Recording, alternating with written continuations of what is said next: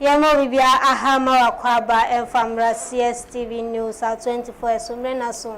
Insama etwegu omaimu bi manso ya boaboa no achese ndewie ya jepene yede ebesomu.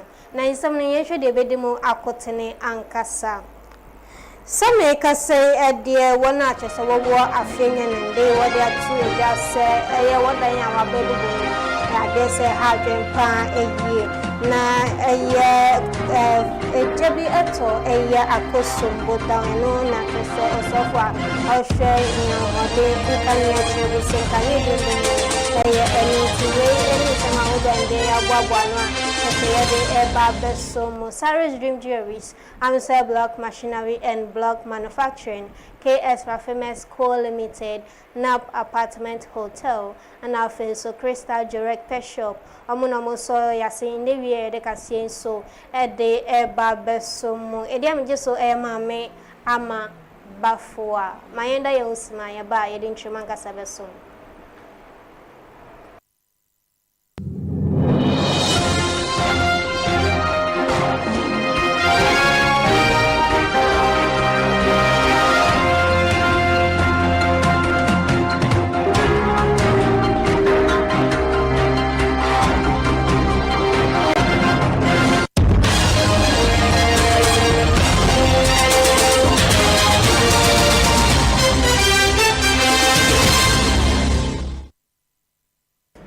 Era se ya shaya samno es asia yadi kwa kochebo ewa garama peni na kache na garama peni John Dramani Mahama nende wakasa wasinsu esimu ebio ese Ghana National Airlines a wakase wobehwe na chese wetimi esi na itibi abwa ma chese airlines so itibi aba oh my god ha aba bedi jubado wase wane tax force a chese mo ho ebedi inkita ho na nchibia adese airline no ebi beba omayin.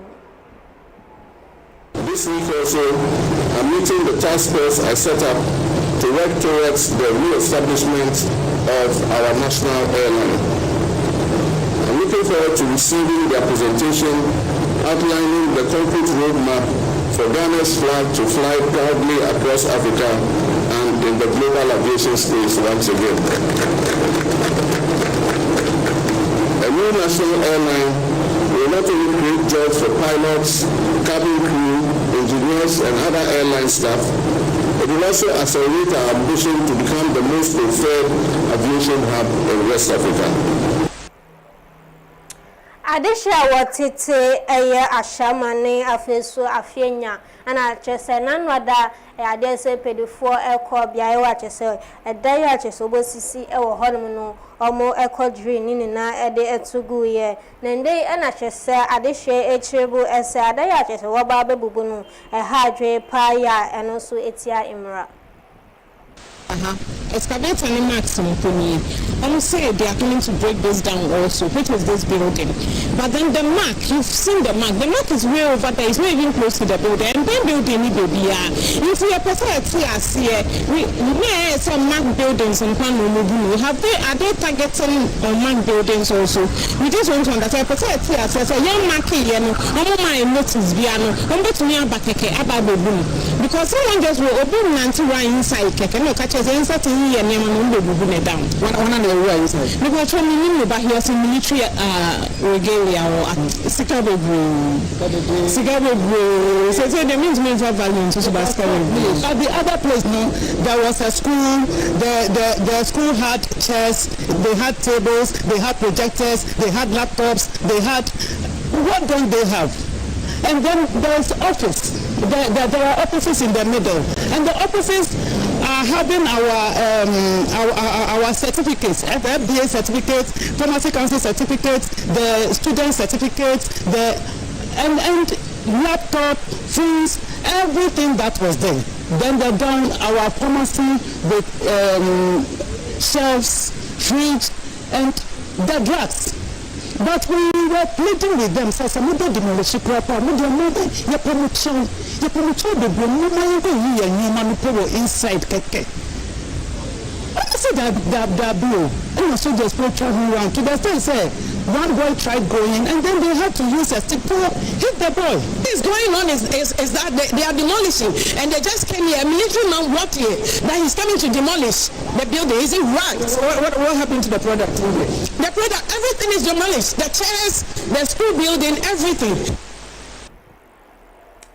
So Obekaya Wabra and this Abani Ebetna Abenya Soma Penny or what is John Dramani Mahama Eshe Bosse a from a good to a year to our my Ghana high SS you and I feel Sassen Beshe now with me to a sosa. Make us say the Minerals Commission paid for Abo Amania as Adamos Resources Limited a Kamiako yes a from a good to a world to know a hard pie to know what the one ever qua ascend. So anyone ebedi.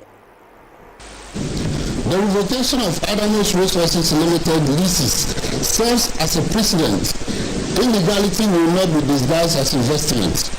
This revocation are without prejudice to criminal charges against Adamos Resources and its directors under the Act 995. The Commission will work with the AG to prosecute these perpetrators. The Commission will work with the Ministry to safeguard lawful jobs affected by this decision and will announce transitional measures in due course. We also want to use this opportunity to further clarify a broader regulatory principle regarding the transition from owner mining to contract mining. Ghana is actively encouraging Ghanaian-owned companies to take leading roles in mining operations. This is not a nationalist agenda nor exclusionary policy.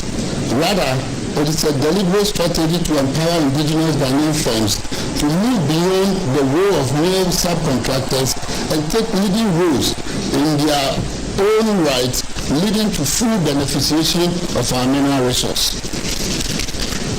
This is being achieved through transparent licensing, technical support, and enforcement of the local content provisions, not through arbitrary exploitation. But the era of impunity, where leases are used to facilitate galamsey and foreign nationals operate without authorization, is over. Now, Kuntabu Jubadia, what they ashisha so a day ema or swafa was share in Yankania and so a Abdo. Jinapo John Arches or Copiemu or Hona Yetre was ora. Now said Enkania Edundum Pie or my Ghana Hanum say, Naden ba and opedi Etrebu as I say a consumbo power unit. I dare say a Jabi Etowa and no Arches a Yaka say dear. Ama Chess Dum Sonso Etsimi Abba no penny Etrebu as I swear no or bo home de pa as I were best so. No intense in be addition so or more ebetimi at all. This is stepping aside of the Bidco MD. Yes, I visited the site I think on Friday, and after receiving the briefing I was convinced that he needed to step aside. It's in his own interest. Fellow citizens, this incident represents one of the most serious and unprecedented disruptions ever experienced in Ghana's power sector. And in the energy sector, Akosombo used to serve as a balance of load. And so hitherto, all of us even believe that once you lose Akosombo, then you lose the entire nation. As unfortunate as it is, despite the loss of Akosombo, all the other plants have been running. But it leaves a major deficit. The fire incident severely damaged the control room responsible for power evacuation, thereby crippling the critical component of the transmission system, leaving over 1,000 megawatts of power stranded at Akosombo. This month alone, we have installed almost 200 transformers, and we have the list with Roxy. He will make that available to you. In Tamale, on the day of the incident, I personally visited Tamale, and we have the list of all the areas that these transformers have been installed. This week, we intend to deploy another 140 of these transformers. In all, we seek to deploy 2,500 transformers to improve supply reliability and improve the voltages as well. Na ora John Jinapo Ekasawiye etre na wasanso edi etu edwa ese ginesia wosi ya ese Greco boss na se penimpa wada no chese na dwumedi a wodi no wonfa enkonko ho no ose wonkase na dwuma chese wodi no wonkotena fie ne ye kakra na wasai aba na mum no opabo no esase dwumedi a wodi no ensheda ensweni. Taking aside of the Bidco MD, yes, I visited the site, I think on Friday, and after receiving the briefing, I was convinced that he needed to step aside. It's in his own interest. You just spoke about conspiracy theory, all kinds of speculations and accusations. In fact, it helps him that when he steps aside and will conduct an impartial investigation, and it's done without prejudice. If you look at my letter on Friday, I stated that without prejudice, I've directed as minister that he steps aside. That is different from taking a normal leave. This is not a normal leave. If it's a normal leave, you can choose to come back. If it's a normal leave, we can recall you and say that forgo your leave because we need you, especially in this critical moment. This is a ministerial directive, and so shall it be. Ora Collins Adomako Mensa Eka wana chese eba eyenyen kania eswa wodi wo akotene ewo eyemrahye bejafie nde obo amane ese insema efa Greco CEO ehun ese opening part oda ECG ano Ora John Jinapo se wapam wose eme obibian emfa nye amanyosem. What is out of the norm is the rhetoric from other government communicators that he was appointed during the SWAL government, so he's a saboteur and that is sabotaging the system.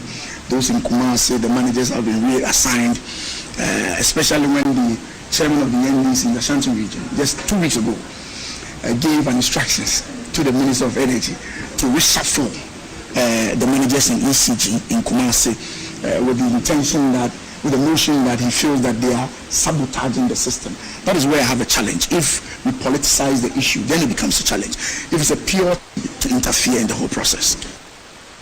What is out of the norm is the rhetoric from other government communicators that he was appointed during the SWAL government, so he's a saboteur and that is sabotaging the system. Those in Kumasi, the managers have been reassigned, especially when the chairman of the NDC in the Ashanti region, just 2 weeks ago, gave instructions to the Minister of Energy to reshuffle the managers in ECG in Kumasi with the intention that, with the notion that he feels that they are sabotaging the system. That is where I have a challenge. If we politicize the issue, then it becomes a challenge. If it's a pure technical, on pure technical grounds, I don't think anybody will have an issue with it. But it's not out of the norm to have a CEO.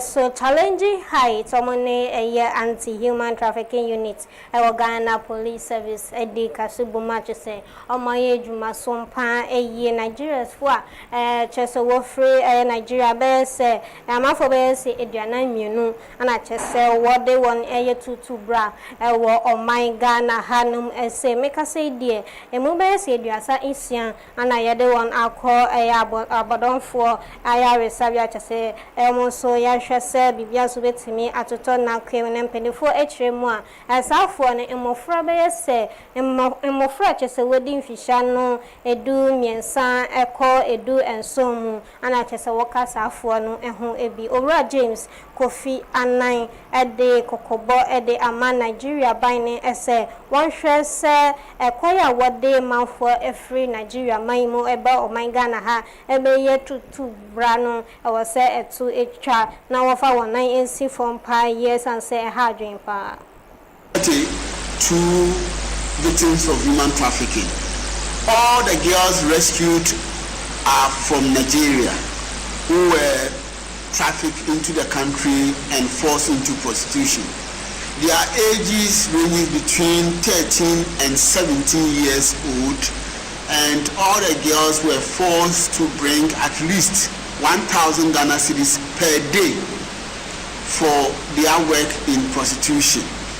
they were being forced to sleep with between 10 and 20 men every day. And one of the girls is pregnant. That girl is 14 years old. I don't see a vagina in some way, so now I'm home to tell you. But I do the moon 70 the kitchen, so you're the best one.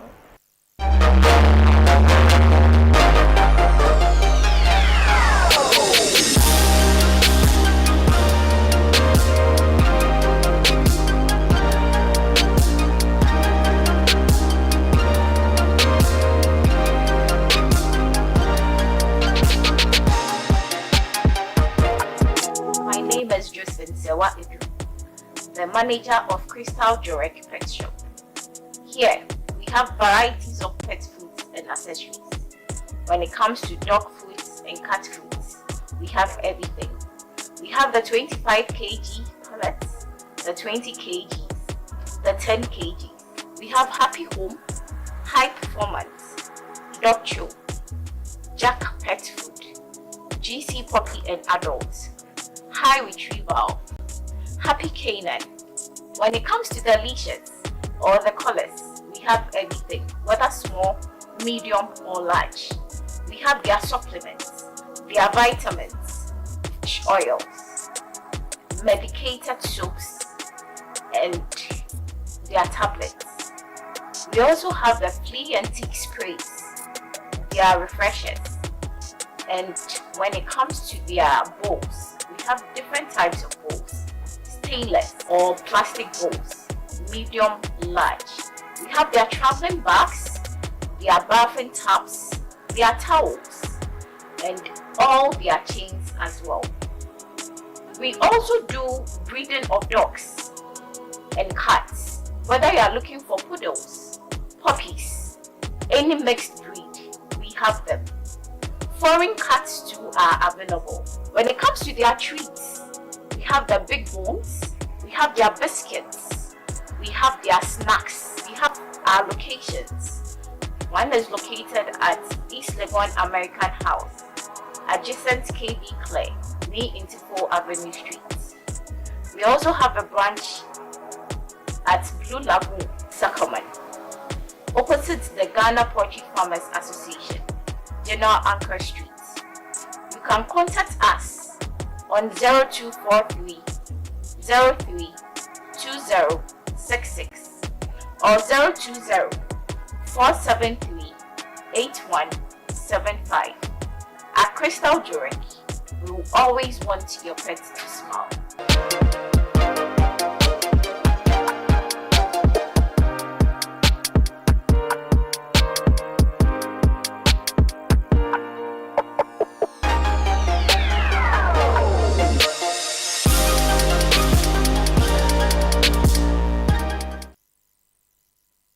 Samo bibia akwa babio da so ehwe area pranto breaker sie was Cstv so e dia me so mame ama bafuade du so eye edwedie mu ensem na edwedifo wo kantaman to atse enkosua na won eton nde wo de atu edwa ese kawia ko ese won kosua na wo eton no ho akwa atwe pa ya manfo emba mbeto esanse won na atse wo ye nkokọ ede eye nkosua eba edwaman so no ade somoton no bako ede ema amafo nisali nti ama wodwedie do so etimi abafompa farmers no ye ko tofi wo mo no de ama 40 na 50 a onu amu ankasa de egu kam e no de tin e ton 40 saa e be to alori fe e be to akayafo a e wo mu yi wo ka mu nyina e free saa ko sam wo hwa ye be ton ni sen farmer de be ma 40 cedis no wi de begu ka mu no no aso de akodon komi e so no de wo score de talk akase nti egunu no de nam no boni don komi no boni don komi nti wo kofa ono a wate so wo so a wakofa woni nsem ebo na nti mo ba obeda na abeton nti ni nton ko so aso ni ahode wono kwa de se kwa de abafom ni born previous time ko so 60 cedi and now ba kwa 35 benya ko so nketwa great 35 cedi nketwa bo and your man a week so benya supply by 2000 a week to 2 weeks I supply by you now the fan kwa bola a big guy and a pair by your baby store ebegua tini yanoa ne nkakra ka dey say yanoa no large quantity ene makoto machines kura maye me no ama ebi di schedule ebi di ba the bio you could sample ye nti mo ye di ye ba ye bedwumo a ma ye dodi form ma ye wo ma enkola ku school nya de ye betena ha ni atena sisa tese so hwe wo ho enyama no so ye nyama bi eseye tese ye hu ya yenka ena nyama no so bo na eba no ni bo ye di mos eyi a ha ye mpa wo ko mu ha no mo ameba ha no se de ha tie tese ye hu kusuafo first for na de ha nyina gate kwa no wo fi ho eba wo bransa wo timi re mu obi hu mo bo no kitaka no beto kusua na ontimi re mu embeto se de gate na no ma si anu ni nti no asa na nti emma na se ye danyame asese ye vice no so aye oba ma ye yesre ni pa on momodia no no invite Katamanton Excellence Association on invite ye na ye view aye wo no ye ntimi eneni enshare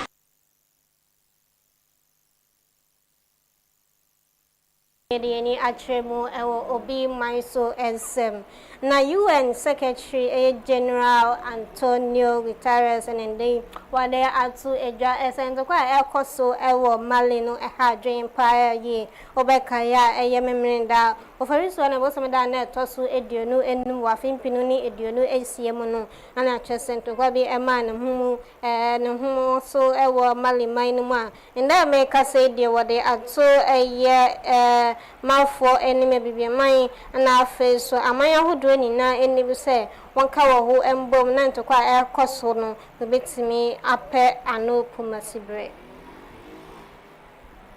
afa ma yefro na yefo yeni edremu ewo sap Sudan make us say the air civil aviation authority pedifone na interest in the mobile amania ese Ebi shem bi achese edi adaso yes na 209 caravan the registration number no 51-NOK make us say dey ade se akwakonya ankwinhia inipa dodo na etimi afemu atwa nananam ewo insiedo na impedifo echiremu sa kwinhia we na nini na efa ewiemu na chese enye eno ana ede sa kwinhia yi etimi ede baaye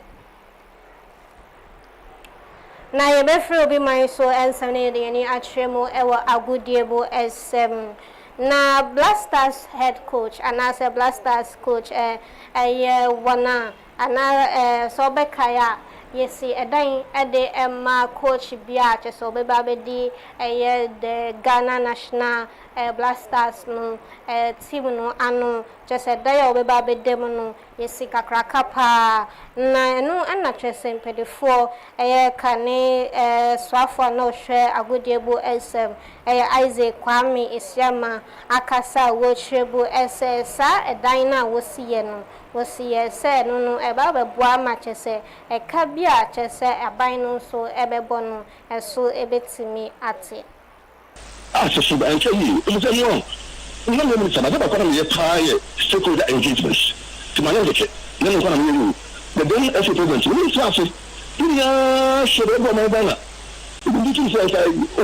that engagement chance no because about so na no chi so that no see am see no we need to go no start for cabinet you and what say and can say and me think that sana what was do muska and so we try to the parent so that no no presidency na sa this na we ya and then of one church here we obi aso pipe but let no bone akọ media how so that happen abi awo o man dan no to be tax money when you find blasters o ti to concern the debate o dey na the debate on how yeah you are part of this you sound disaster no you sound particular of course to publish the format that's a bit ha and the bomb answer you are associate o shut down there to the ecosystem that really yeah class engagement with them we have to have no I said to her for coach by your how a thing hotel precious and then something like 20,000 and no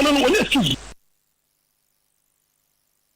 TWI no and so Blasters head coach Carlos Queiroz and they what they are to Sakonya ewo ho Emma a year Blasters and as a Ghana for one night say so when you also basi akaya Chesakonya ewo ho de amma mo sene beya also bet me are joining and I say well Babeka Blasters national team no na face so Chesabia so it's me according.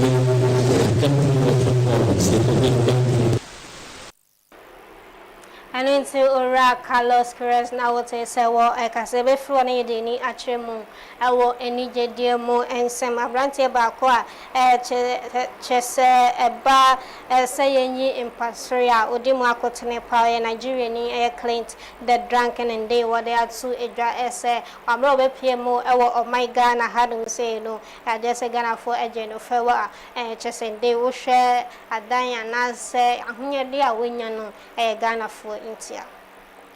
But one thing is for sure, my career had its major kickoff from Ghana. Wow, forever. Wow, Ghana. Grateful to Ghana for it. I'm not joking because when I came to Ghana, that we did that, I did this show. Nobody knew me. But immediately after that show that night, because I was the first mentor. Yeah.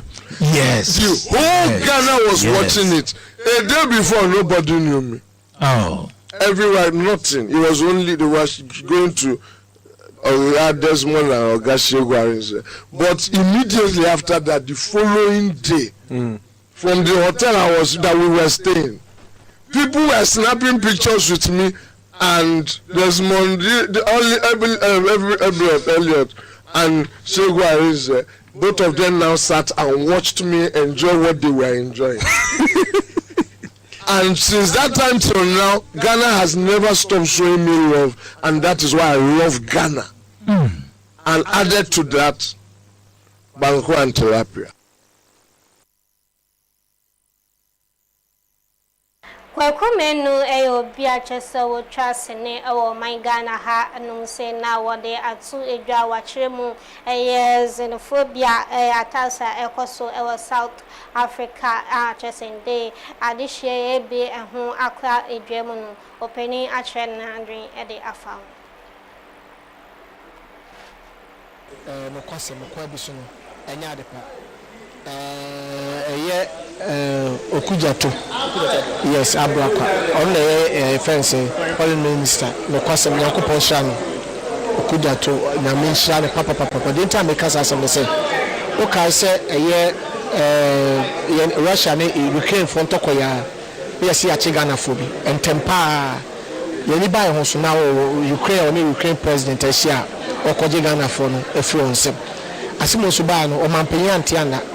I know no so antianda. So speech no man to say an I less in a man South Africa because your cast will be uncle Krum Ghana, South Africa found there. The Kaja Rolling Stamp, your papa Rolling Stamp. so oma even Mandela sika kura so mfa and support the war eti ye kan Africans esen ke ne ayo no kura no ye kan ho bom se nipa ba ko ye South Africa's companies bebre wa if you kwa awo good boy so not to go that che ye empty wa ye different companies wa eti se muka se mo de sa when ki kuma ke beka se tribalism or we de mo the African region and eba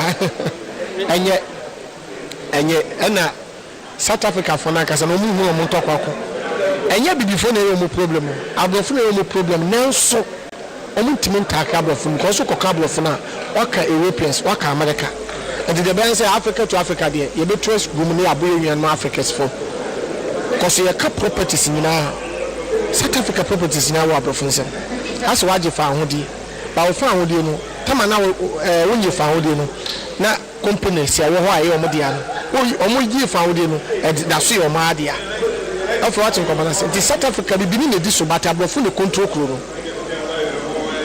they make what must say abrofo enya e before na ye to abama omo so mo na ye citizen but abrofo and the control kuro no enti they be kan yan say omunya mo abotre but they koso ya bo African enye first time ni second time ni ye third time ni omo bu ye da but mo say every problem no omo abeto omo ase Yabajira nse we so na yede kase ya boabo anu ni nano yede esi ewa Hasaris Dream Jewelries Amsa Black Machinery and Black Manufacturing KS Raffiners Co Limited Nap Apartment Hotel and Afen so Crystal Direct Pet Shop amuna musoya sinjevie yede kase so ede ebeso mu ede amdo so mame ama bafua makra